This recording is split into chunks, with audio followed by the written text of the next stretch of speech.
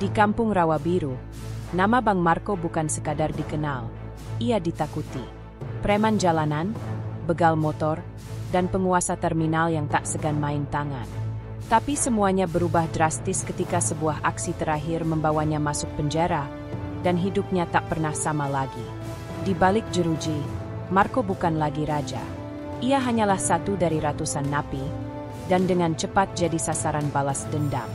Dari dihajar napi senior, dikurung di sel isolasi, hingga dipaksa menghadapi masa lalunya yang kelam, Marco mulai mempertanyakan, apa sebenarnya arti hidup? Dan apakah orang sepertinya masih pantas mendapat kesempatan kedua? Ini bukan kisah balas dendam. Ini kisah tentang jatuh sedalam-dalamnya, lalu memilih untuk bangkit, meski dunia tak percaya. Akankah Bang Marco benar-benar berubah? Atau semua hanya akting demi bebas lebih cepat?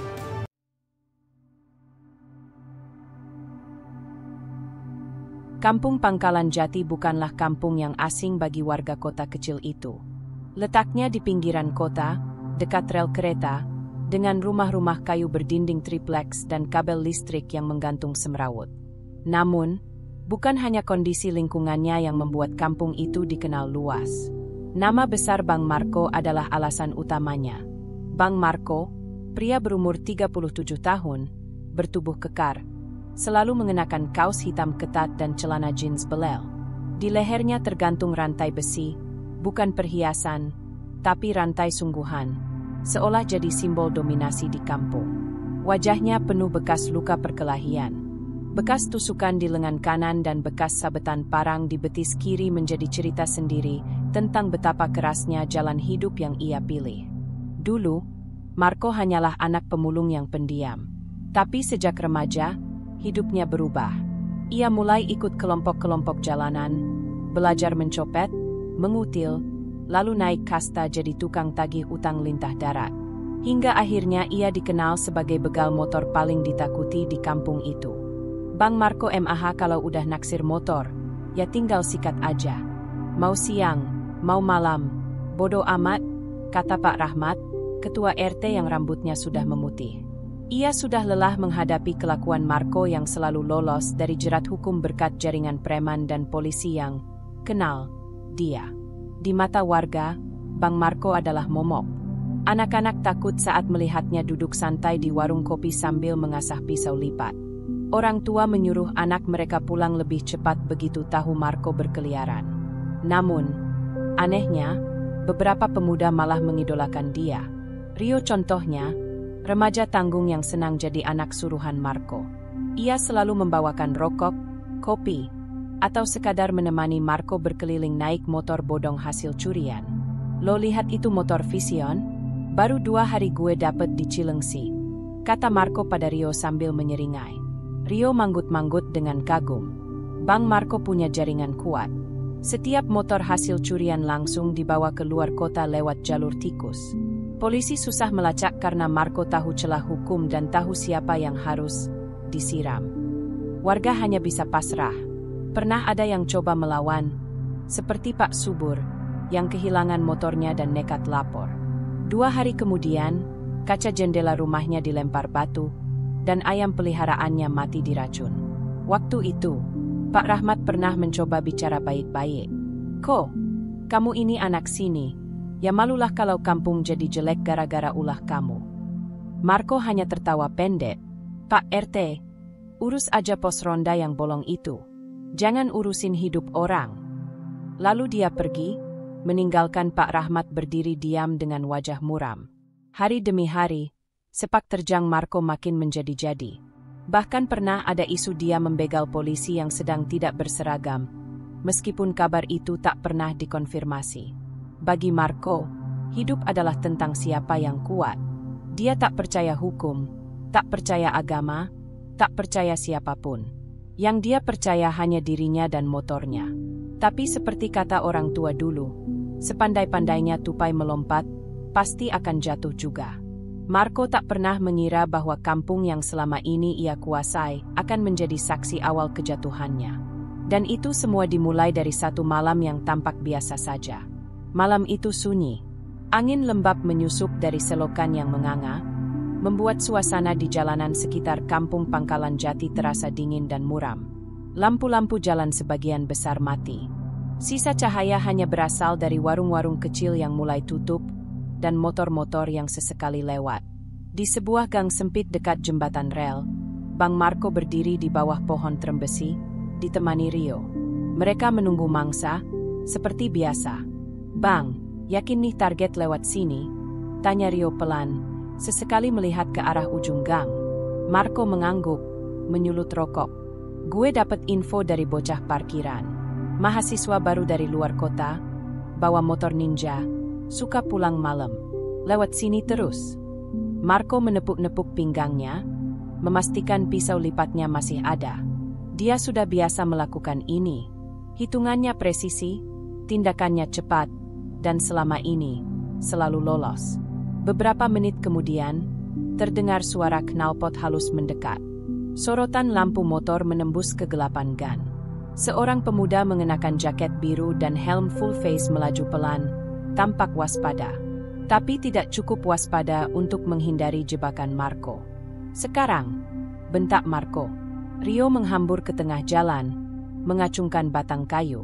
Si pengendara ngerem mendadak. Marco langsung melompat dari semak, menendang pengendara hingga jatuh. "Turun! Turun lo anjing!" teriak Marco sambil menodongkan pisau. Pemuda itu kaget, tangannya terangkat. Tapi anehnya, dia tidak sepenuhnya panik. Justru matanya mengamati Marco dengan tenang. "Ayo cepetan!" Marco menyentak, mulai membuka kunci motor. Rio siaga, tapi ragu. Ada yang aneh dengan pemuda itu. Saat Marco hendak menghidupkan motor, tiba-tiba terdengar teriakan. "Tangkap! Jangan lari!" Dari balik gang dan jembatan, belasan petugas berpakaian preman muncul dengan cepat. Beberapa dari mereka sudah mengacungkan pistol. 2 orang langsung menyergap Rio, yang gemetar tak bisa lari. Marco kaget, mencoba naik ke motor, tapi langkahnya tersendat. Pemuda yang tadi mereka begal menahan kakinya dengan teknik judo sederhana. Ternyata dia undercover, polisi muda bernama Bribda Aldi, anak baru dari satuan reskrim yang sengaja dijadikan umpan. Marco mencoba melawan, menebas dengan pisau, tapi satu tonfa menghantam punggungnya. "Dor!" Satu tembakan peringatan membuat seluruh gang hening. Sersan Doni, yang sudah lama mengincar Marco, maju dengan wajah tegas. "Akhirnya lo kena juga. Ko, udah cukup lo bikin warga sini kayak hidup di neraka." Marco meronta, tapi tangan-tangannya sudah diborgol. Rio meraung minta ampun. Bang maafin. Bang, gue gak tahu kalau ini jebakan." Marco tak berkata apa-apa. Matanya merah, bukan karena marah, tapi karena sadar. Ini bukan operasi biasa. Ini dirancang, dihianati informasi, dan mungkin dibocorkan oleh orang dekatnya sendiri. Sersan Doni membungkuk di samping Marco yang tertelungkup. "Tahu gak siapa yang kasih info soal kamu malam ini?" bisiknya. Marco diam. "Anak buah kamu sendiri. Bowo, yang lo hajar 2 minggu lalu cuma gara-gara telat setor duit." Jantung Marco berdegup. Ia merasa seperti ditikam dari dalam. Tubuhnya terasa lemas. Bukan karena tonfa polisi atau borgol di tangannya, tapi karena itu berarti kekuasaannya mulai runtuh. Di polsek setempat, Marco dibawa masuk dalam keadaan tangan terikat dan wajah memar. Kamera pengawas merekam semuanya. Tak ada tawar-menawar, tak ada amplop penyelamat malam itu. Dalam diamnya, Marco menatap lampu ruang interogasi yang menyala terang, terlalu terang. Untuk pertama kalinya dalam hidupnya, dia merasa tak punya tempat lari. Dan itulah malam terakhir Bang Marco menguasai jalanan sebagai raja preman. Aksi begalnya yang satu itu, ternyata bukan hanya gagal, tapi jadi awal dari cerita yang akan membongkar seluruh keangkuhan yang ia bangun bertahun-tahun. Berita penangkapan Bang Marco menyebar seperti angin kencang di pagi hari. Tidak butuh waktu lama, potret dirinya dengan tangan diborgol dan wajah lebam menghiasi grup-grup WhatsApp warga Kampung Pangkalan Jati. Di warung kopi, para tetangga yang biasanya bungkam kini mulai bicara. Beneran itu Bang Marco, yang digiring polisi tadi malam?" tanya Bu Sumiati sambil menyeduh kopi sachet di depan warungnya. "Iya, Bu, benar. Teman saya kerja di Polsek, katanya dia ditangkap pas lagi begal. Jawab Pak Darman sambil menyeringai. Pak Rahmat, ketua RT, tak berkata apa-apa. Dia duduk termenung di kursi plastik hijau, menatap kosong ke arah jalanan. Ada rasa lega, tapi juga getir. Akhirnya juga ya, Tuhan, gumamnya lirih. Di sisi lain, di dalam Polsek Metro Sektor Timur, Marco duduk di ruang interogasi. Tangannya masih diborgol, meski dia sudah tidak melawan. Di depannya duduk Sersan Doni, ditemani seorang penyidik muda, Bribka Lena, wanita dengan wajah serius dan suara tenang tapi tajam. Kita punya cukup bukti, Ko, kata Doni sambil melemparkan setumpuk foto motor curian, tangkapan CCTV, dan rekaman suara Rio yang mengaku sebagai kaki tangan Marco. Marco hanya menatap datar, matanya kosong, bibirnya pecah-pecah. Kalau kamu kooperatif, kita bisa usahakan prosesmu lebih ringan. Tapi kalau masih sok jago, ya sudah, kamu tahu sendiri akibatnya, lanjut Bribka Lena. Marco menghela napas pelan. Gue gak ngomong apa-apa. Lo semua udah vonis gue dari awal. Sersan Doni menyandarkan tubuhnya ke kursi, menatap Marco penuh arti. Justru karena lo udah terlalu banyak nyusahin orang. Ko, anak-anak kampung tuh banyak yang gak bisa sekolah karena takut lewat jalanan yang lo kuasai. Udah cukup. Hari itu, berita resmi diturunkan di media lokal. Preman kampung ditangkap saat aksi begal, polisi amankan barang bukti dan jaringan penadah. Warga menyambut kabar itu dengan reaksi beragam. Sebagian senang, sebagian takut terjadi keributan lanjutan. Beberapa keluarga korban bahkan datang ke Polsek untuk memastikan bahwa benar Marco ditangkap. Sementara itu, Rio, anak buah Marco yang ikut tertangkap, menangis di ruang tahanan. Bang, gue takut bang, katanya saat bertemu Marco sesaat sebelum dipisah ke sel berbeda. Marco menatap bocah itu tanpa emosi. Lo udah hancurin segalanya. Diam aja. Rio terisak. Ia baru 17 tahun. Anak putus sekolah, tanpa arah. Selama ini menggantungkan hidup pada Marco. Tapi kini idolanya runtuh. Malamnya, saat Marco dipindahkan ke sel sementara, ia bertemu dengan Pak Karno, petugas sipil yang akan mengurus proses pemindahan ke lapas kelas 2. Gue tahu lo, Ko. Gue udah jaga lapas dari zaman lo masih jadi tukang parkir di pasar. Sekarang lo masuk, bukan karena dunia nyiksa lo, tapi karena lo udah nyiksa banyak orang, kata Pak Karno tanpa menatap langsung. Marco hanya terdiam.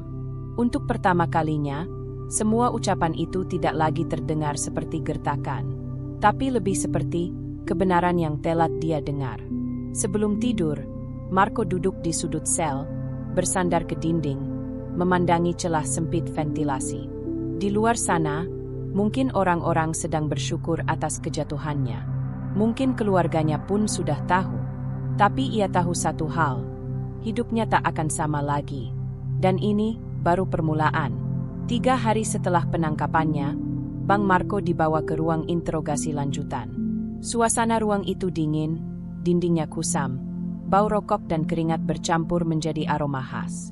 Marco duduk membungkuk, tangan diborgol di depan, sementara Bribka Lena kembali duduk di hadapannya. Kali ini, tak ada Sersan Doni. Yang menemani Lena adalah Kompol Arif, penyidik senior dengan wajah tenang tapi sorot mata tajam. Ia dikenal sebagai tukang kupas kulit pelaku. Tak pernah membentak, tapi selalu berhasil menggali pengakuan terdalam. Marco, kita gak butuh pengakuan. Bukti udah cukup. Tapi kami mau tahu sejauh mana jaringan kamu bekerja, ucap Kompol Arif tenang. Marco mendengus. Jaringan apaan, Pak? Saya jalan sendiri. Lena menyodorkan foto-foto. Beberapa wajah yang dikenalnya terpampang. Bowo, Jeffrey, bahkan penadah motor langganannya, Pak Giman dari Depok. Ini semua udah kami amankan. Termasuk rekaman telepon kamu 3 hari sebelum operasi penangkapan. Mau terus menyangkal? Marco menunduk, mengatupkan rahang. Ia tidak bodoh. Ia tahu permainan ini hampir tamat. Lo mau lo jaga geng lo, atau lo tolong diri lo sendiri? Tanya Lena, kali ini suaranya lebih tegas. Diam. Hanya suara kipas angin tua yang berderit di pojok ruangan. Beberapa jam kemudian, Marco menandatangani surat berita acara penahanan. Ia akan dikirim ke lapas kelas 2 Rawasari, tempat yang terkenal dengan kerasnya kehidupan napi, dan lebih dari itu, tempat banyak preman lain tersungkur. Saat mobil tahanan bergerak menuju lapas, Marco duduk di pojok, diam. Ia mengenakan kaos putih tahanan dan celana panjang lusuh. Di seberangnya duduk dua napi baru lain, salah satunya Herman, lelaki bertato naga di lengan, yang terjerat kasus narkoba. "Bang, katanya lu Marco dari Pangkalan Jati?" tanya Herman. Marco menoleh sebentar, tak menjawab. Katanya lo raja kampung, tapi sekarang, ya gitu juga nasibnya," ujar Herman sambil tertawa kecil. Yang lain ikut tertawa, tapi tidak lepas dari nada cemas. Mobil berguncang saat masuk gerbang utama lapas Rawasari. Dua sipir bersenjata berdiri berjaga. Salah satunya adalah Pak Karno, yang kembali muncul. Kali ini mengenakan seragam sipir lengkap. "Selamat datang di rumah baru lo, Ko," ucap Pak Karno tanpa senyum. Begitu masuk area penerimaan napi, Marco menjalani prosedur standar, sidik jari, foto tahanan, dan pemeriksaan barang pribadi. Semua dilakukan cepat dan ketat. Jam makan lo 3 kali. Kamar lo berisi 7 orang. Kalau bikin ribut, langsung masuk sel isolasi. "Ini bukan kampung lo. Di sini, semua sama," kata Pak Karno. Marco tetap tak banyak bicara. Sorot matanya mulai kehilangan nyala. Ia tahu betul, di tempat seperti ini, kekerasan tak lagi jadi alat dominasi yang efektif. Karena semua orang di sini pernah jadi penguasa di tempat asalnya. Saat digiring ke blok C2, Marco melewati para napi lain yang duduk di lorong. Beberapa ada yang melirik, ada yang membisikkan nama dia, ada juga yang mengangguk sinis. Itu si Marco ya, yang dulu katanya beringas banget tuh di luar. Katanya sih, tukang bacok polisi. Tapi sekarang kok diam ya?" Kamar sel C2 sempit, lembab, dengan 2 ranjang bertingkat dan 3 kasur di lantai. Aroma pesing bercampur detergen murahan menguar dari dalam. Di dalam, sudah ada 5 napi lain, termasuk satu pria tua yang sibuk menyapu lantai, dan seorang pemuda kurus yang sedang menulis di buku lusuh. "Masuk," kata sipir jaga. "Nih, tamu baru." Salah satu napi mendekat, bertubuh besar, wajah garang. Namanya Ucup, napi senior yang sudah 7 tahun di dalam, dan dikenal menguasai blok C2 secara tidak resmi. "Marco ya?" tanyanya sambil menyipitkan mata. Marco mengangguk. Ucup tersenyum miring. "Di sini, bukan lo yang pegang kendali. Jadi, simpan muka songong lo itu." Marco hanya menatap, tidak menjawab, tapi hatinya menggerutu. Dulu, satu tatapan saja cukup untuk membuat orang mundur. Tapi di tempat ini, Marco hanyalah nama baru di antara puluhan pria keras kepala yang sama-sama pernah berkuasa. Dan malam pertamanya di sel menjadi awal dari hari-hari yang akan menguji siapa dirinya sebenarnya. Bukan lagi sebagai preman yang ditakuti, tapi sebagai manusia yang mulai dicopot dari semua topengnya. Pagi pertama di lapas Rawasari. Sirene panjang dari pengeras suara membangunkan seluruh blok sejak pukul 5 subuh. Di sel C2, Bang Marco terbangun dengan wajah masam. Ia duduk, memegangi leher yang pegal karena tidur di lantai beralaskan matras tipis berbau apek. "Bangun, subuh, antri kamar mandi," teriak sipir dari lorong. Suaranya menggema di sepanjang koridor. Marco berdiri malas-malasan. Di luar, antrean napi sudah mengular, berebut giliran mencuci muka dan buang air. Tapi Marco masih merasa dia bukan bagian dari itu semua. Di pikirannya, penjara hanya sementara. Dia yakin, koneksinya di luar, entah preman pasar atau polisi, kenalan lama, akan menyelamatkannya dalam waktu dekat. Ia menyela antrean tanpa berkata apa-apa, membuat beberapa napi mendelit. Lo pikir ini pos ronda apa? Antre, bro," bentak seorang napi gemuk bernama Andra dari blok C1. Marco menoleh pelan. "Lo tahu gue siapa?" katanya dingin. Andra maju 2 langkah. Tapi sebelum bentrok terjadi, Ucup muncul dari belakang. Udah, katanya datar. Marco masih baru. Wajar masih ngira dia punya pangkat. Ucup menepuk bahu Marco pelan, tapi nadanya mengandung peringatan. Dengerin ya, Ko. Di luar mungkin lo raja. Tapi di sini, beda. Yang paling lama di sini yang punya aturan. Marco mendengus, tapi diam. Jam 6, semua napi digiring ke lapangan untuk apel dan pembagian jadwal kerja harian. Marco berdiri paling belakang, masih menatap sekitar dengan tatapan angkuh. Ia merasa bukan bagian dari rutinitas ini. Terlalu banyak narapidana dengan wajah letih, terlalu banyak suara bising tanpa makna. Sambil berbaris, ia mendengar gumaman napi lain. Itu si Marco. Katanya dulu bisa beli polisi, tapi sekarang jadi pesakitan juga. Haha. Lama-lama juga culun tuh orang. Lihat aja. Marco pura-pura tidak dengar, tapi kupingnya panas. Siang harinya, ia ditugaskan membersihkan selokan belakang dapur. Pekerjaan berat, bau, dan hina bagi standar preman sepertinya. Ia menolak. Gue gak disuruh kerja beginian. Suruh napi baru aja. Cetusnya kepada salah satu sipir muda bernama Raka. Semua napi kerja, Marco. Ini bukan hotel, sahut Raka, mulai kesal. Marco membuang alat kebersihan ke tanah dan pergi. Para napi yang melihat mulai tertawa kecil. Ucup hanya duduk di kursi kayu tua sambil menonton. Makin banyak lo nyombong, makin cepat lo tenggelam. Ko, ucapnya sambil merokok. Marco menatapnya tajam. Tapi ia tahu, Ucup bukan lawan sembarangan. Lelaki itu bukan hanya senior, tapi juga punya pengaruh besar dalam lapas, dihormati napi, disegani petugas. Sore harinya, saat jam makan, Marco mengambil jatah makan lebih dulu. Tanpa izin, ia mengambil lauk tambahan dari nampan orang lain. Itu punya gue, teriak napi muda bernama Damar, napi kasus pembakaran toko. Marco tak peduli, tapi begitu ia balik badan, nampannya ditampar jatuh ke lantai. Seketika, ruang makan senyap. Damar berdiri menantang. Marco pun refleks membalas, mendorong Damar ke dinding. Namun, sebelum pukulan pertama terayun, dua napi lain memegangi Marco. Salah satunya, Herman, teman satu mobil tahanan tempo hari. Udah, bro, jangan cari musuh dulu. Lo baru masuk, kata Herman. Lo pikir gue takut? Semua orang di sini kecil buat gue, teriak Marco sambil melotot. Beberapa sipir datang membubarkan keributan. Marco ditarik keluar, Damar dibawa ke pojok. Ucup hanya geleng-geleng kepala.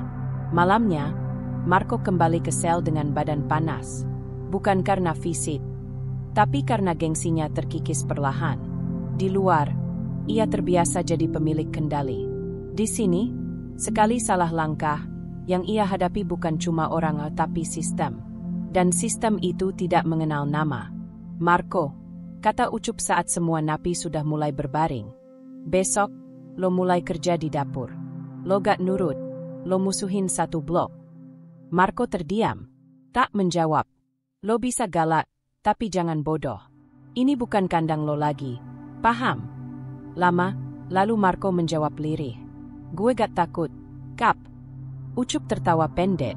Lo belum takut, tapi lo akan. Lampu dimatikan. Sunyi menyelimuti blok C2.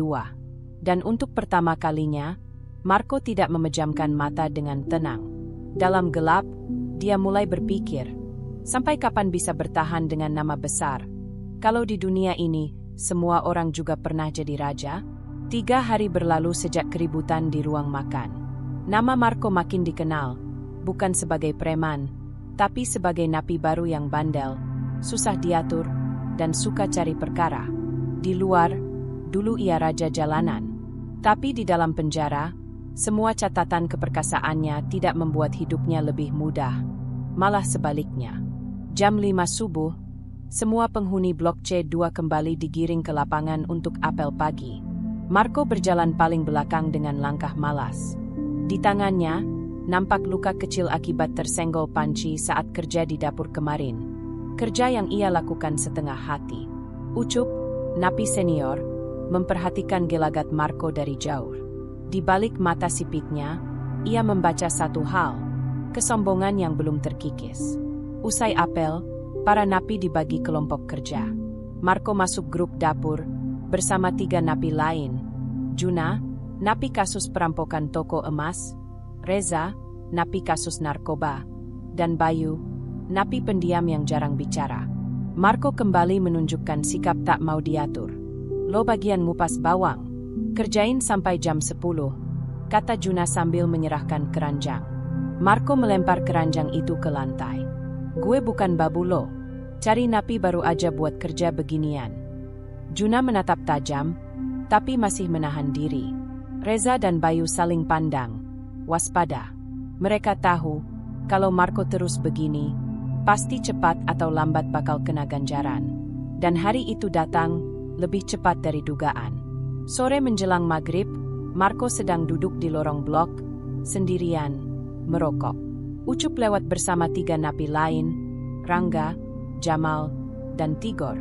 Semua napi lama, semua mantan preman dari daerah lain. Mereka sudah lama menjaga keseimbangan kekuasaan dalam blok C2. Ucup berhenti di depan Marco. Lo masih ngerasa lo jagoan, ya? Tanyanya, pelan tapi dingin. Marco mengangkat alis. Lo ngapain ngajarin gue? Gue gak butuh senior sok bijak. Tanpa peringatan, Ucup melayangkan tamparan keras ke wajah Marco. Plak! Marco terkejut. Belum sempat bangkit, Rangga dan Jamal langsung memegangi bahunya. Tigor menghantam perutnya dengan lutut. Marco terbatuk, tubuhnya tertekuk menahan sakit. Lo kira lo bisa hidup di sini pakai nama besar? Bentak Ucup. Lo harus belajar diam dulu, baru bisa berdiri. Marco mencoba melawan, menendang Jamal, tapi Tigor kembali menghantam dadanya. Kali ini, keras. Nafasnya sesak. Beberapa napi lain hanya menonton dari balik jeruji kamar. Tidak ada yang ikut campur. Dalam penjara, itu sudah hukum tak tertulis. Siapa yang songong akan dihajar sampai sadar tempatnya di mana. Setelah 2 menit yang terasa seperti 2 jam, Ucup menghentikan aksi mereka. Cukup, jangan mati juga. Baru juga seminggu, ucapnya datar. Marco tergeletak di lantai, memegangi rusuknya. Wajahnya lebam, bibirnya pecah. Ucup jongkok di dekatnya, lalu berbisik. Lo bisa milih, Ko. Mau jadi orang baru di sini, atau jadi bangkai? Lo tentuin sendiri. Malam itu, Marco berbaring di kasur tipis yang lebih mirip sobekan kain dari zaman perang. Ia tidak tidur. Seluruh tubuhnya nyeri. Tapi bukan itu yang paling sakit, melainkan egonya yang runtuh perlahan. Dulu, 1 pukulan darinya cukup membuat orang tunduk. Tapi hari ini, dia yang ditundukkan. Di luar jeruji, ia adalah legenda. Di dalam penjara, ia hanyalah narapidana nomor 2246 RWS, yang baru saja menerima pelajaran pertamanya, bahwa tempat ini bukan untuk yang keras kepala, tapi untuk yang bisa menunduk ketika waktunya tiba. Besok, entah seperti apa. Tapi malam ini, Marco tak lagi merasa sebagai siapa-siapa. Hari-hari setelah pemukulan itu terasa lambat bagi Marco. Tubuhnya belum pulih, luka di wajah masih segar, dan tiap langkah meninggalkan perih di dada. Tapi yang lebih parah adalah luka yang tak tampak, gengsi yang tercabik, harga diri yang tercoreng. Ia masih mencoba menyimpan sedikit kebanggaan, tapi sorot mata napi lain kini jelas. Marco bukan siapa-siapa lagi. Pagi itu, ia kembali ke dapur. Kali ini tak membantah saat diberi tugas mencuci wajan besar bekas gorengan ikan. Ia diam, bekerja tanpa suara, seperti robot. Para napi lain hanya meliriknya sesekali, lalu kembali ke tugas masing-masing. Ucup memperhatikannya dari kejauhan. Di matanya, Marco mulai berubah, bukan jadi baik, tapi mulai paham satu hal penting. Di penjara, yang keras bukan selalu yang kuat. Tapi ujian yang lebih berat belum selesai. Tengah hari, saat jam istirahat, Marco berjalan ke kamar mandi umum. Ia masuk salah satu bilik, menyalakan keran, dan mulai membasuh muka. Saat itulah, ia merasa ada yang tak beres. Suara pintu besi digeser kasar. Saat ia menoleh, 3 napi masuk. Wajah-wajah baru, bukan dari blok C2. Satu yang paling depan bertubuh tinggi besar, botak, mengenakan kaos putih sobek di bahu. "Nih dia orangnya," ucap napi botak itu. Namanya Daus, penghuni blok B3, dikenal sebagai jagoan latihan fisik yang suka cari masalah untuk hiburan. "Preman kampung, ya? Dulu katanya suka ngebacok orang tengah jalan," tambah napi lain, si Tito, tinggi kurus dengan tatapan sinis. Marco menyadari dia sedang dijebak. Sebelum bisa berkata apa-apa, Daus langsung meninju perutnya keras. Marco membungkuk, lalu dihantam siku Tito dari samping. Ia mencoba melawan, tapi tenaga dan refleksnya sudah tidak seperti dulu. Dipukul bertubi-tubi, wajahnya dihantam dinding, perutnya diinjak. "Ayo, preman, kau diam," ejek Daus sambil menendang punggung Marco. Air dari keran masih mengalir. Bau besi dan sabun bercampur darah. Marco tergeletak di lantai, napasnya tersengal, darah merembes dari pelipis. Mereka pergi setelah puas. Marco ditinggalkan sendiri di kamar mandi. Butuh waktu lama sampai ia bisa bangun, terhuyung ke wastafel, melihat pantulan wajahnya di cermin pecah. Matanya lebam, bibir robek, dan di pantulan kaca itu, Marco tak mengenali dirinya sendiri. Di balik wajah bengkak itu, tak ada lagi Bang Marco si begal legendaris. Yang tersisa hanyalah seseorang yang sedang kehilangan pegangan. Ia kembali ke bloknya dengan langkah gontai. Para napi tak banyak bertanya. Di penjara, orang dipukuli bukan hal aneh. Tapi kapan seseorang kehilangan jiwanya, itu yang jarang terlihat. Ucup duduk di pojok, melirik sebentar. "Blok B, ya?" tanyanya tenang. Marco mengangguk pelan. "Kau makin ngerti sekarang, kan? Di sini gak penting siapa lo dulu. Yang penting siapa lo sekarang." Marco tak menjawab. Ia duduk perlahan di kasurnya, lalu menunduk. Tangannya gemetar. Sore itu, hujan turun deras di luar sel. Gemericik air membasahi jeruji, udara menjadi dingin. Di pojok sel, Marco menatap lantai berjam-jam. Ia tidak menangis, tapi hatinya remuk. Untuk pertama kalinya dalam hidupnya, Marco merasa takut. Takut mati sendirian. Takut dilupakan. Takut dirinya memang tak berarti tanpa kekerasan. Dan perlahan, kebanggaan lama yang dulu ia banggakan mulai terasa konyol. Malamnya, Marco tidur lebih awal. Napasnya masih berat, tubuhnya sakit semua. Tapi yang lebih menyesakkan adalah suara kecil dalam pikirannya yang terus berbisik. "Lo bukan siapa-siapa lagi." Dan suara itu tak bisa ia bantah. Malam itu, langit penjara diguyur hujan deras. Di dalam sel blok C2, Marco terbaring diam. Luka di tubuhnya mulai mengering, tapi rasa perih dalam hati tak kunjung reda. Hujan dan dingin malam memaksanya mengingat kembali tentang siapa dirinya, dan kenapa ia sampai ke titik ini. Bayangan masa lalu muncul pelan-pelan. Ingatan yang selama ini ia tekan keras-keras, kini menyeruak kembali. Tahun 2003, Kampung Jatisari. Marco masih remaja belasan tahun. Tubuhnya kurus, berkulit gelap, rambut acak-acakan. Ia hidup bersama ibunya, Bu Lastri, di rumah kayu reot di pinggir kali. Ayahnya tak pernah ia kenal. Kata orang kampung, kabur sejak Marco bayi. Bu Lastri bekerja sebagai tukang cuci di rumah-rumah warga. Pendapatan pas-pasan. Makan sehari 3 kali pun kadang untung-untungan. Marco tumbuh dalam kemiskinan dan kemarahan. Terhadap ayah yang meninggalkan mereka. Terhadap dunia yang seolah tak berpihak.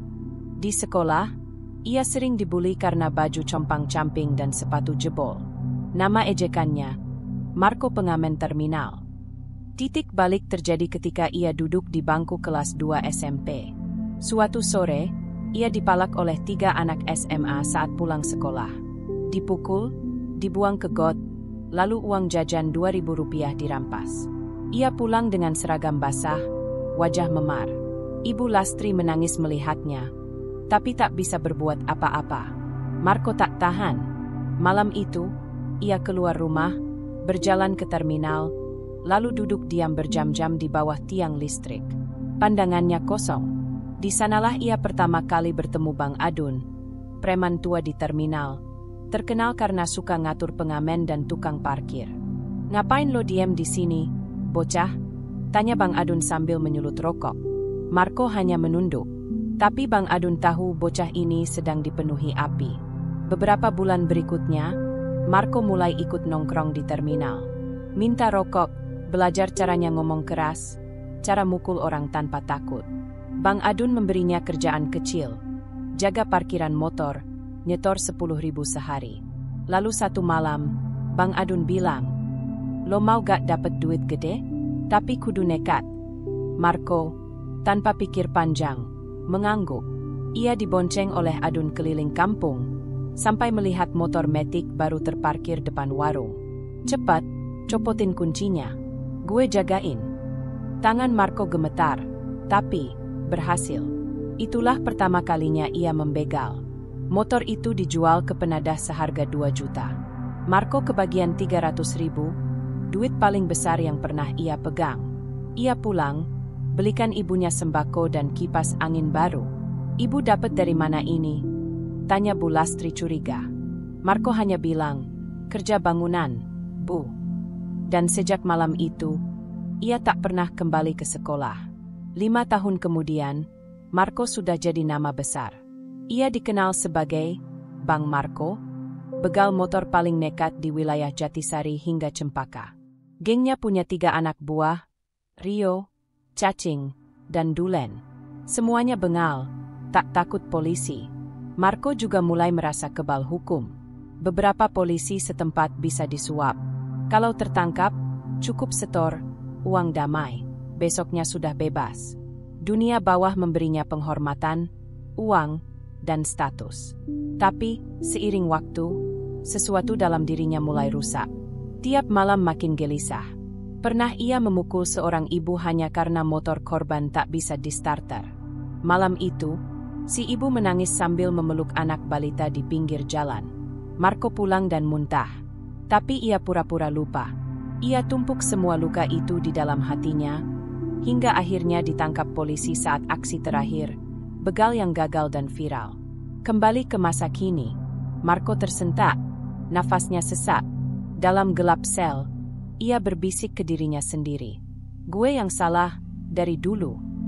Hatinya remuk, bukan karena dipukul napi lain, tapi karena akhirnya ia sadar, semua ini dimulai bukan dari dunia yang kejam, tapi dari keputusan kecil, yang dulu terasa sepele. Dan sekarang, semua bayaran itu datang menagih. 3 hari setelah peristiwa pemukulan di kamar mandi, Marco tampak semakin murung. Jalannya makin lambat, suaranya makin jarang terdengar. Ia tak lagi mengangkat dada tinggi-tinggi saat berjalan melewati napi lain. Wajah kerasnya yang dulu ditakuti, kini tampak kosong. Seperti bayangan dari seseorang yang pernah hidup dengan gagah tapi telah kehilangan arah. Namun penjara tak pernah membiarkan luka terlalu lama diam. Pagi itu, saat pembagian tugas harian, Marco terlibat adu mulut kecil dengan Bayu, salah satu napi muda yang akhir-akhir ini merasa lebih berani. Marco sebenarnya tidak berniat ribut, hanya tak sengaja menggeser ember cucian kaki Bayu. Tapi Bayu, yang ingin mencari muka di depan napi senior, sengaja membesar-besarkan. "Lo pikir ini kampung lo, kok? Nginjek ruang orang seenaknya," katanya keras.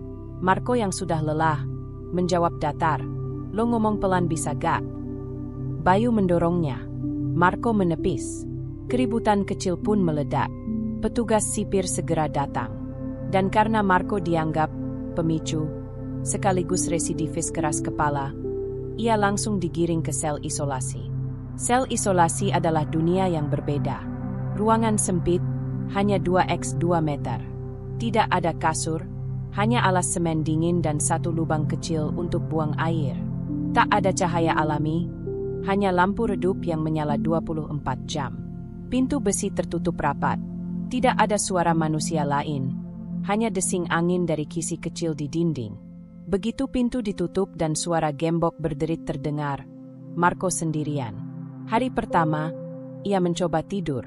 Tapi suara-suara dari pikirannya sendiri mengganggu. Ia mendengar kembali suara jeritan korban-korbannya, terutama suara seorang ibu yang pernah ia dorong dari motor, dan tangisan anaknya.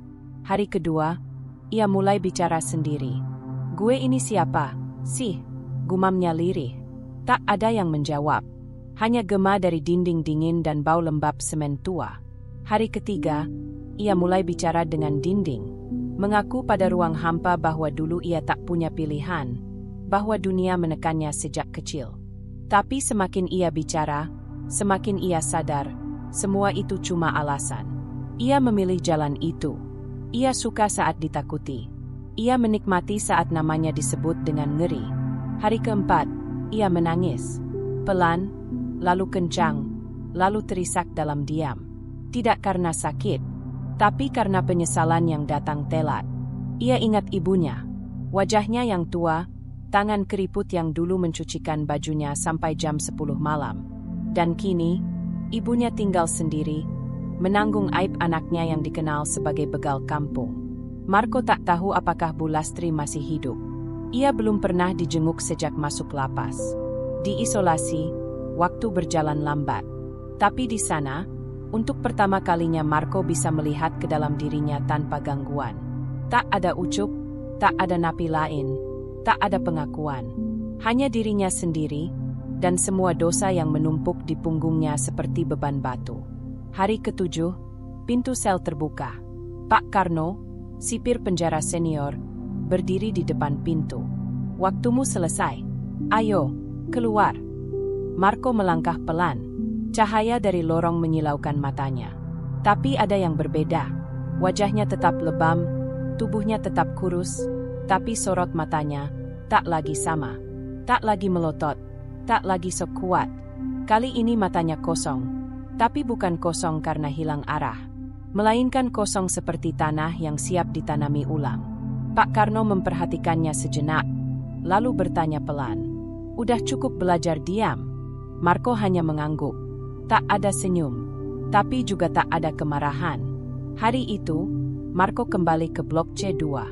Ia tak bicara dengan siapa-siapa.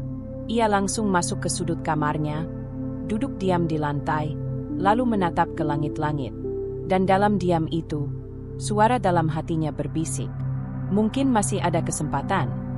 Sepekan telah berlalu sejak Marco keluar dari sel isolasi. Ia kembali ke blok tahanan, tapi tak lagi menjadi pusat perhatian.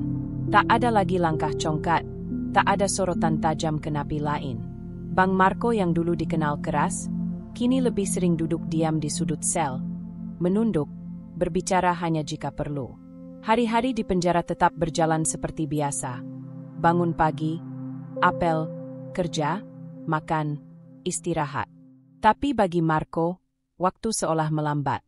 Ia mulai sering menatap kosong ke dinding, termenung lama sambil menggenggam tangannya sendiri, seolah ingin memastikan dirinya masih utuh. Sampai akhirnya, suatu sore, sebuah pertemuan tak terduga mengubah alurnya. Hari itu, selepas asyar, ada jadwal rutin ceramah agama mingguan di aula kecil di dalam lapas. Tak semua napi diwajibkan ikut, hanya yang ingin. Biasanya hanya sekitar 20-an orang yang datang, napi-napi yang sudah tua, atau mereka yang sudah mulai ingin berubah. Marco tidak berniat ikut, tapi sore itu, ketika ia sedang membersihkan rak piring di ruang makan, seorang pria tua berpakaian sederhana menghampirinya. Berkopiah putih, berjanggut tipis, tubuhnya kurus tapi wajahnya teduh. Namanya Ustaz Wahyu, pembina rohani dari luar lapas yang rutin datang seminggu 2 kali. "Assalamualaikum, Marco," sapa Ustaz Wahyu dengan senyum pelan. Marco kaget. Jarang ada orang yang menyapanya dengan nama lengkap. Biasanya hanya Bang Marco atau Ko.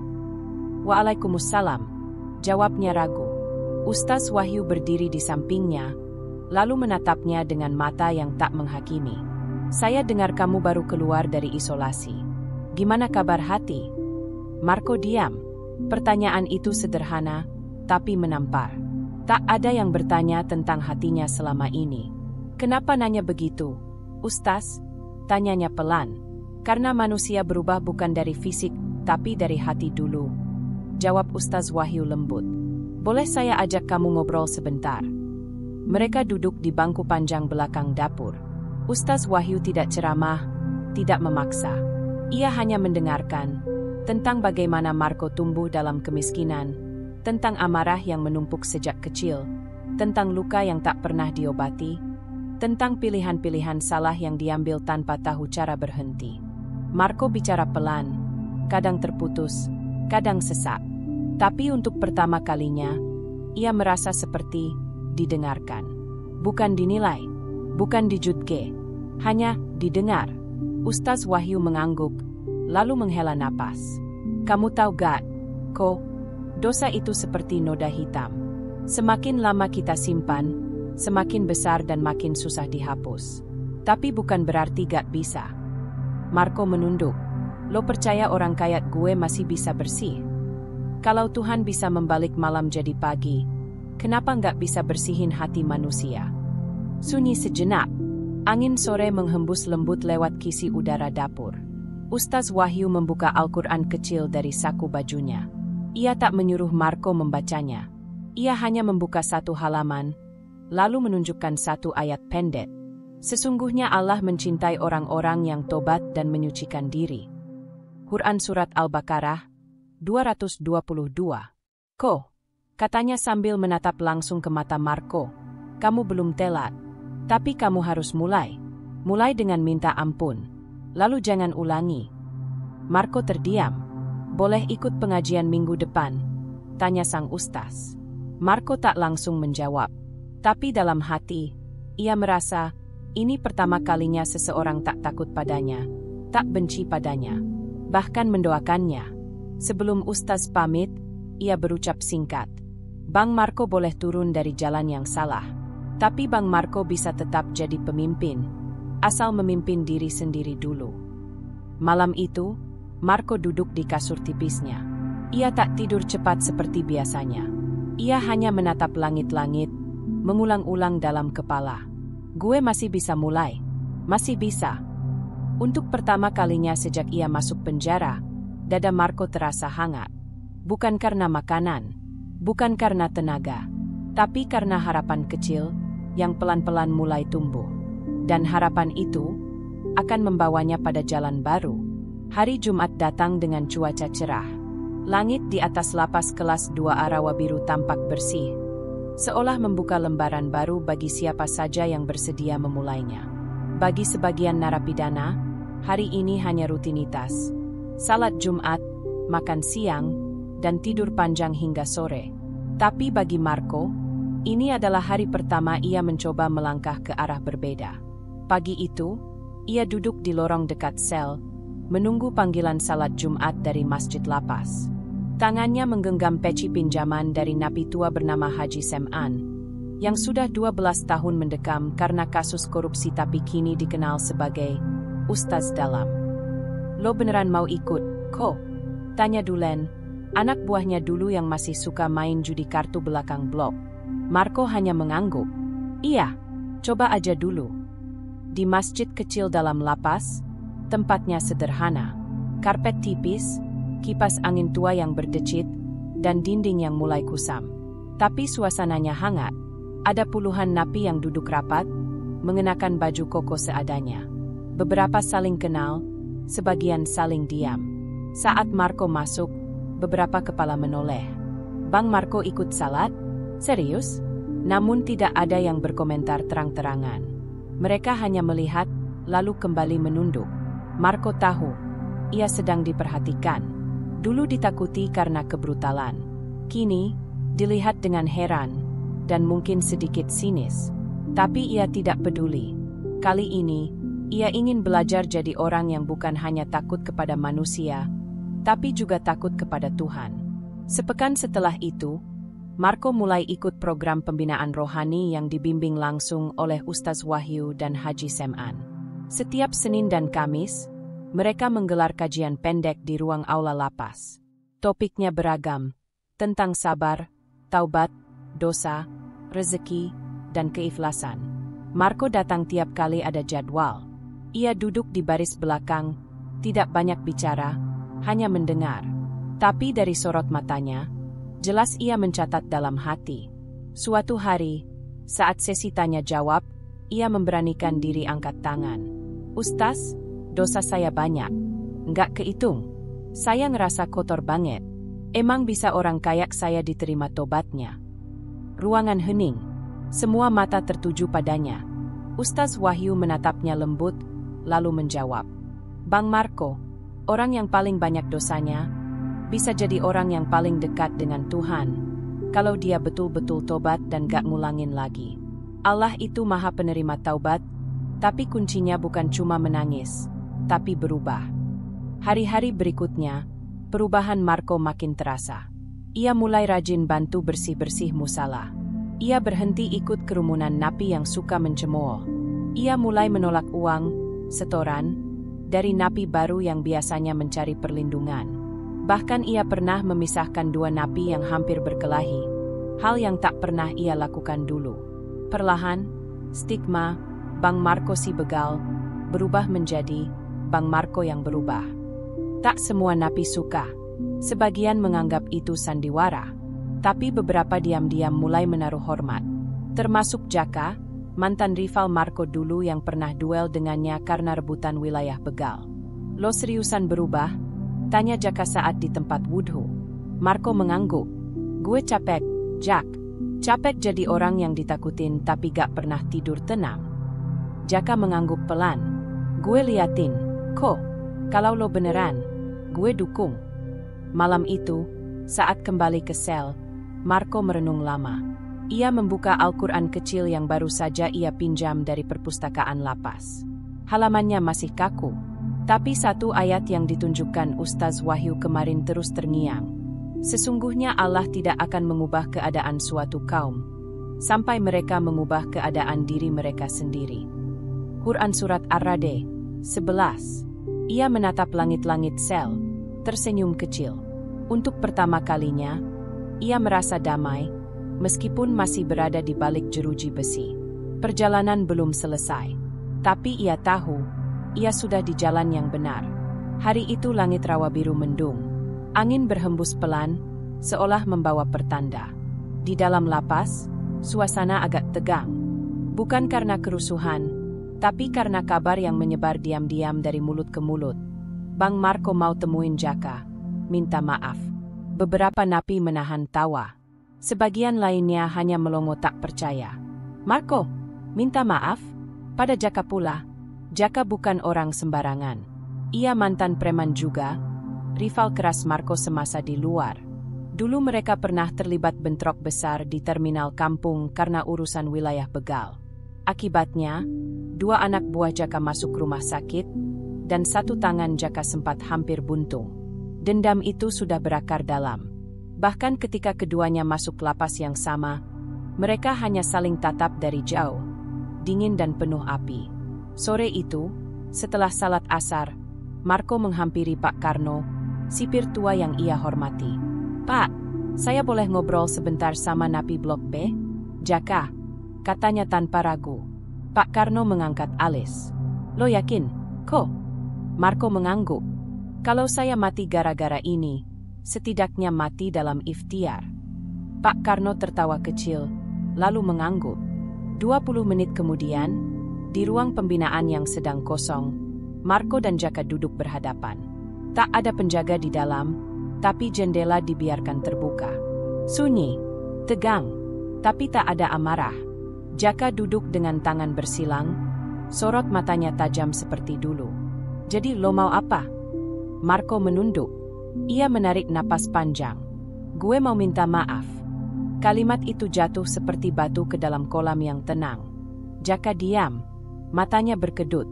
Ia tak langsung bicara, hanya memandang Marco lama. Marco melanjutkan, suaranya berat tapi tulus. "Dulu gue pikir hidup itu soal siapa yang paling ditakuti, siapa yang paling diturutin. Gue salah. Hidup ternyata soal siapa yang paling berani ngaku salah dan berubah." Ia menatap Jaka. "Lo gak harus maafin gue hari ini. Gue cuma pengen lo tahu gue nyesel. Gue gak bisa balikin masa lalu, tapi gue gak pengen nerusin hidup jadi setan." Jaka mengepalkan tangan. Sorot matanya seperti ingin meledak, tapi tak juga melempar pukulan. Gue kehilangan 2 anak buah gara-gara lo.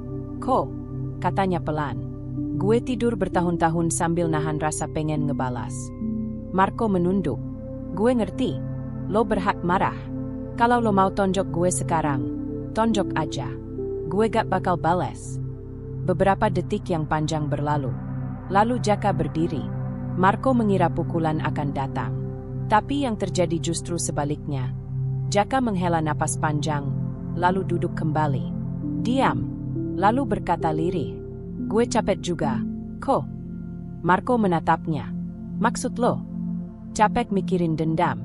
Capek tiap lihat lo rasanya pengen habisin. Tapi hidup gue gak berubah-berubah. Ternyata, makin gue benci lo, makin gue keracunan sendiri. Hening. Tapi kali ini hening yang melegakan. Jaka lalu melonggarkan tangannya, berdiri, dan menepuk bahu Marco pelan. Lo udah mulai duluan. Oke, gue gak janji bisa lupa, tapi mungkin kita bisa sama-sama pelan-pelan berubah. Marco tersenyum untuk pertama kalinya hari itu. Senyum kecil, sederhana, tapi hangat. Kabar itu menyebar cepat di dalam lapas. Bang Marco dan Jaka, baik kan? Sebagian napi tidak percaya. Tapi mereka melihat dengan mata kepala sendiri. 2 mantan preman paling ditakuti kini duduk bareng tiap Jumat. Ikut kajian. Kadang berbagi teh, kadang diskusi soal ayat-ayat Al-Quran yang sulit dipahami. Tak ada lagi urat leher yang tegang. Tak ada lagi lirikan saling bunuh. Hanya 2 pria yang sama-sama terluka, sama-sama menyesal, dan sama-sama ingin berubah. Dan di antara para napi lain, perlahan, mulai muncul bisik-bisik baru. Kalau Bang Marco bisa berubah, mungkin gue juga bisa. Hari itu langit tampak sendu, seperti tahu apa yang akan terjadi di balik jeruji lapas Rawabiru. Sudah lebih dari 2 tahun Marco menjalani masa tahanannya. Ia tak pernah dikunjungi siapapun dari keluarga. Tak ada surat, tak ada kabar. Seolah dunia luar benar-benar melupakannya. Namun hari itu, sebuah kabar tak terduga datang dari Pak Karno, sipir tua yang selama ini diam-diam memperhatikan perkembangan Marco. Ko, kamu ada tamu di ruang besuk. Marco tercengang. Siapa, Pak? Pak Karno tersenyum kecil. Katanya ibumu. Dad, langkah Marco terasa berat. Jantungnya berdetak tak karuan. Ia bahkan sempat berpikir untuk menolak. Rasa takut itu muncul tiba-tiba. Takut melihat wajah kecewa dari satu-satunya orang yang masih ia anggap rumah. Ruang besuk tidak besar. Terdiri dari deretan bangku panjang yang dipisahkan kaca bening dan lubang suara. Marco melangkah masuk perlahan, dan di balik kaca, ia melihat seorang wanita tua duduk menunduk, mengenakan kerudung lusuh, dengan tangan yang menggenggam tas kecil erat. Ibu. Wanita itu menoleh. Matanya sayu, pipinya cekung, tubuhnya jauh lebih kurus dari yang Marco ingat. Ibu beneran datang? Suara Marco bergetar. Ibu Lastri tak langsung menjawab. Ia hanya menatap anaknya dengan sorot yang sulit ditebak, antara rindu, kecewa, dan luka yang belum sembuh. Aku gak pernah lupa, Ma, kata Marco perlahan. Gak pernah lupa sama ibu, walau aku hina, walau aku bikin malu. Ibu Lastri menelan air liur, suaranya serak. Kenapa kamu gak pulang-pulang waktu bapak meninggal? Ko? Pertanyaan itu seperti tamparan. Marco tercekat. Aku takut. Takut ibu makin benci. Bukan soal benci, Ko, jawab ibunya. Tapi kamu kabur. Kamu lari dari semua. Dari keluarga. Dari tanggung jawab. Dari hidup. Air mata menetes di sudut mata Marco. Aku salah, Bu. Aku banyak banget salah. Tapi sekarang aku gak mau lari lagi. Ia memegang lubang kecil di kaca itu, berharap bisa menggenggam tangan ibunya meski hanya bayangan. Di sini, aku belajar. Belajar jadi orang. Aku udah gak jadi preman, Bu. Aku udah tobat. Aku ikut ngaji. Aku cuma pengen ibu maafin aku. Walau cuma sedikit. Hening. Lalu Ibu Lastri menarik napas panjang. Aku gak datang ke sini buat lihat kamu minta maaf. Ko, aku datang buat lihat. Kamu masih punya hati atau enggak? Matanya mulai berkaca-kaca. Dan aku lihat, Kamu masih punya. Marco menutup wajahnya, tak kuasa menahan tangis. Di hadapan ratusan dosa, di hadapan dinding yang memisahkan mereka, ada satu pengampunan yang ia cari selama ini. Ibu. Mereka bicara hampir setengah jam. Ibu Lastri cerita tentang kampung yang sudah berubah, tentang tetangga yang dulu takut kini mulai lupa, dan tentang adik Marco, Lilis, yang kini sudah bekerja sebagai buruh pabrik. Satu-satunya yang bikin kami bertahan adalah harapan kamu bisa balik jadi orang baik. Ko, ucap Ibu Lastri sebelum pamit. Marco hanya mengangguk pelan, matanya masih sembab. Kalau kamu keluar nanti, jangan pulang dulu kalau belum siap. Tapi jangan hilang lagi. Sore itu, setelah ruang besuk kosong, Marco duduk sendiri di pojok sel. Ia tak bicara pada siapa-siapa, hanya menggenggam peci pemberian Haji Sem'an dan menatap keluar jendela jeruji. Kini ia tahu, perjuangan belum selesai. Tapi untuk pertama kalinya, pintu rumah yang selama ini tertutup, perlahan mulai terbuka kembali. Dan ia tak akan menyia-nyiakannya. Hari itu datang juga. Pagi yang cerah, langit biru tanpa awan, dan udara sejuk yang menyelusup masuk ke dalam blok sel. Suara langkah sepatu para sipir terdengar biasa. Namun bagi Marco, hari ini adalah hari yang tak biasa. Hari pembebasannya. 2 tahun 8 bulan sejak ia pertama kali diborgol dan dilempar ke dalam jeruji besi. 2 tahun 8 bulan penuh pukulan, aib, kesepian, refleksi, dan akhirnya, pertobatan. Pak Karno datang membawa dokumen dengan map coklat. Di belakangnya, beberapa sipir lain mengikut. Ko, siap-siap. Hari ini lo resmi bebas. Ucap Pak Karno sambil menepuk bahu Marco. Marco mengangguk pelan. Terima kasih, Pak, buat semuanya. Sipir itu hanya tersenyum. Semoga gak ketemu lagi di sini ya. Tak banyak barang yang dibawa Marco. Hanya sepasang sandal usang, baju koko putih yang sudah pudar, Al-Quran kecil pemberian Haji Sem'an, dan tas kain berisi pakaian ganti. Ia melangkah keluar dari blok tahanan, melewati pagar besi satu persatu, hingga akhirnya berdiri di depan gerbang utama Lapas Rawa Biru, tempat ia dulu masuk sebagai preman, dan kini keluar sebagai orang baru. Di luar gerbang, tak ada keluarga yang menjemput. Tapi Marco tak kecewa. Ia sudah tahu kemungkinan itu. Ia sudah memutuskan. Hidupnya kini bukan untuk mencari simpati, tapi untuk menebus kesalahan dengan tindakan nyata. Dengan uang seadanya dari program tabungan napi binaan, ia naik angkot ke terminal lama tempat dulu ia biasa main. Kini terminal itu sudah berbeda. Lebih sepi, lebih bersih, dan tentu saja, tak ada Marco si begal motor di sana. Ia berjalan kaki pulang ke kampung halaman. Sepanjang jalan, orang-orang menatapnya heran. Ada yang bisik-bisik, ada yang memalingkan wajah. Tapi tak sedikit juga yang hanya diam, menatap dengan sorot bertanya. Apakah ini benar Bang Marco yang dulu? Sesampainya di rumah, Ibu Lastri membuka pintu dengan mata berkaca. Tak banyak kata, hanya pelukan hangat seorang ibu kepada anaknya yang hilang dan akhirnya pulang. Marco tinggal beberapa hari di rumah ibunya. Ia membantu membersihkan halaman, memperbaiki atap yang bocor, dan sesekali menemani ibunya ke pasar. Tapi ia tahu, ia tak bisa terlalu lama tinggal di sana. Terlalu banyak luka yang belum sepenuhnya sembuh. Ia harus mulai dari nol, dan itu berarti pergi ke tempat baru, dengan cara baru. Beberapa hari kemudian, dengan bantuan Ustaz Lapas yang masih berkomunikasi dengannya, Marco mendapat info tentang lowongan pekerjaan di sebuah bengkel tambal ban di pinggiran kota. Gajinya kecil, tapi pemiliknya, Pak Iskandar, adalah pensiunan polisi yang bersedia menampung mantan napi. Hari-hari Marco kini sederhana. Ia bangun pagi, membersihkan kios, melayani tambal ban motor, mengganti oli, mencuci veloy. Tangannya kotor, bajunya bau solar, tapi wajahnya tenang. Tak ada lagi tatapan liar. Tak ada lagi emosi meledak-ledak. Sesekali, ia membantu warga sekitar mengatur parkiran di acara hajatan, atau ikut ronda malam bersama Pak RT yang dulu sempat takut padanya. Anak-anak kecil di gang depan kini tak lagi lari jika melihatnya lewat. Bahkan beberapa memanggil, "Om tambal ban." Suatu sore, ketika sedang menambal ban bocor, seorang pengendara motor berhenti. Marco menoleh, matanya terbelalak. Itu Jaka.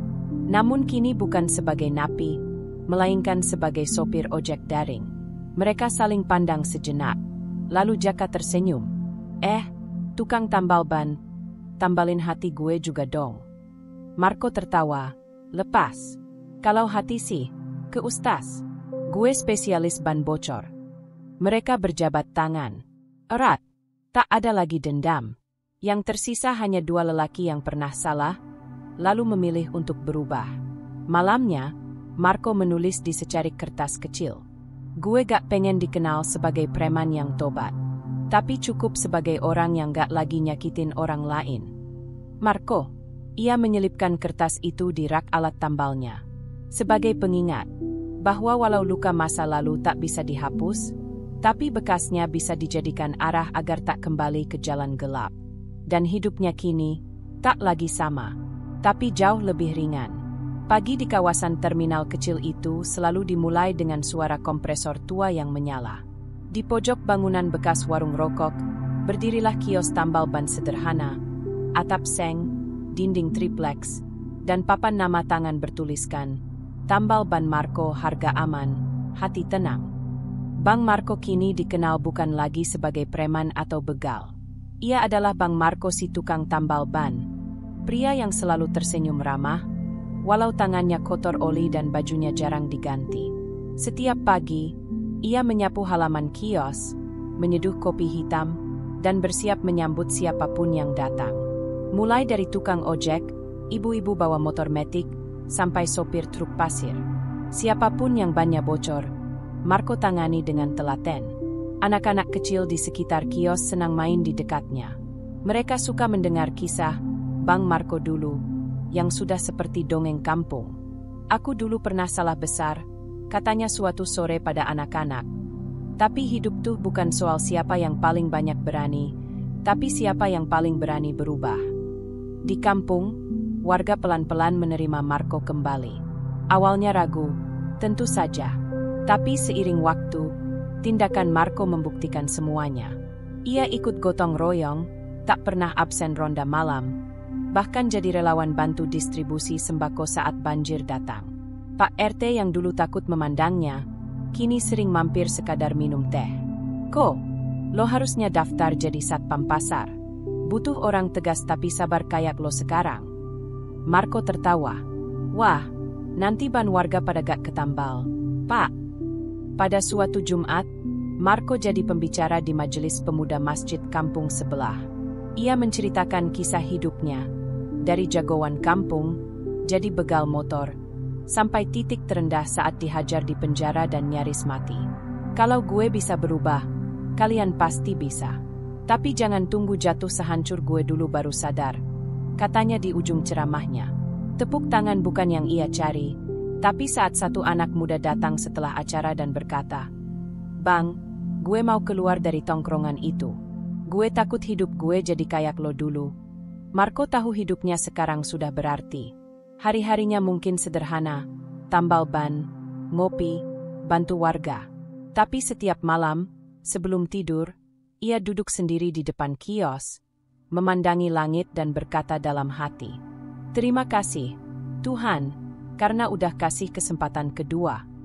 Ia tidak punya banyak uang, tidak punya gelar, tidak punya reputasi mentereng, tapi ia punya hal yang tak bisa dibeli, ketenangan hati, rasa syukur, dan hidup yang tidak menyakiti siapa-siapa lagi. Marco, si mantan begal motor, kini hidup sebagai penambal ban yang menambal hidupnya sendiri, pelan-pelan, tapi pasti. Dan di kampung Rawabiru, orang-orang kini mengenalnya dengan satu nama saja, Bang Marco, yang dulu sesat, tapi pulang ke jalan yang benar. Dan itulah akhir dari cerita kita kali ini. Setiap perjalanan pasti membawa pelajaran, dan semoga kisah tadi bisa memberi inspirasi atau hiburan buat kamu yang nonton.